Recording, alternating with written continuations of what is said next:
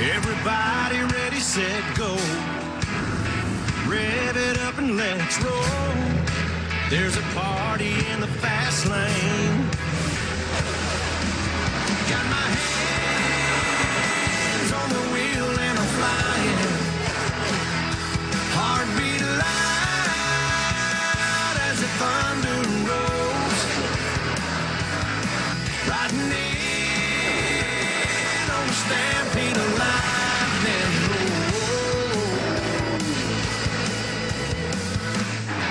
I'm bringing back the sunshine. Bringing back the sunshine. Baby, it's about time.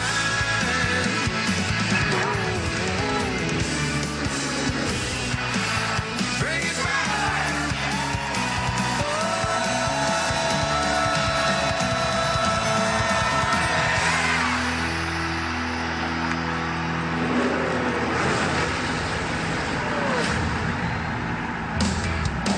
Welcome to NASCAR Monster Energy Cup Series Racing from Indianapolis. Telecast presented by Golden Corral.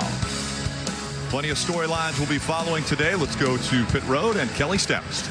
Jamie McMurray won this race back in 2010, but get this, yesterday he said he thinks this car is even better than the one he had back then. He starts third and will look for an opportunity to make a move early. Parker? Indianapolis Motor Speedway is not known for being kind to rookies, but Daniel Suarez is not any rookie. In his first start in the Xfinity Series, he finished third here. I asked him, what does it mean to be racing here? He said, I have one thing in my mind. I want to join the legends of this racetrack. Dave?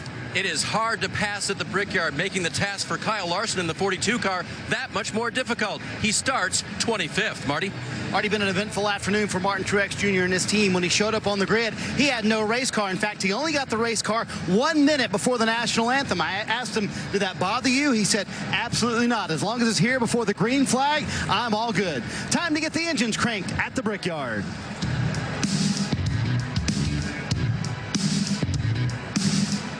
Ladies and gentlemen, now for the most famous words in motorsports, please welcome the chairman of the board of the Indianapolis Motor Speedway, Tony George. Drivers, start your engines.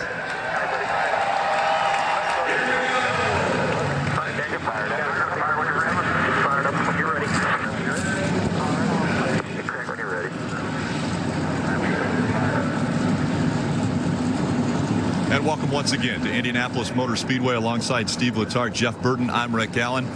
They have been racing at this racetrack for over a century. NASCAR for almost a quarter century now. And for some reason, the greats of NASCAR seem to rise when they come to the big stages, especially the Brickyard 400. Well, Rick, it started right away with the history of the Brickyard 400. We go back to the inaugural running and who wins it?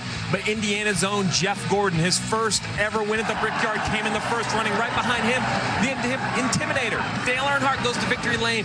Then Dale Jarrett, the Hall of Famer, he says, you know what, winning's great, but let's kiss the bricks. Let's start a new tradition. And we step with the traditions of Hall of Famers winning it with Bill Elliott.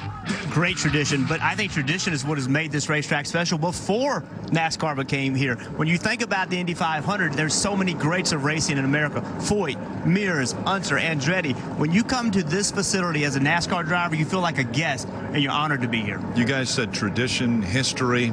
How about Kyle Busch trying to make history, becoming the first NASCAR driver ever to win 3 Brickyard 400s in a row? It'd be good timing for him, Rick, because he's on a 35-race winless streak.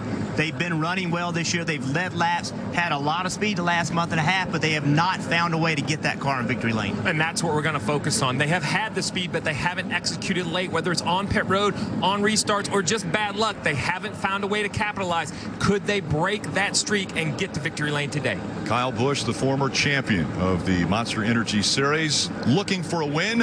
What better place than at the biggest stage? I think it's obviously amazing to have that opportunity to kiss the bricks and to win the Brickyard 400, but especially when you have your family with you and having my wife Samantha alongside me and my son Brexton as well too. You know, it's been pretty amazing that you know, the 2 years that Brexton's been here, been with us on this earth, that he's only seen one guy win the Brickyard 400, so we'd certainly like to keep that tradition going.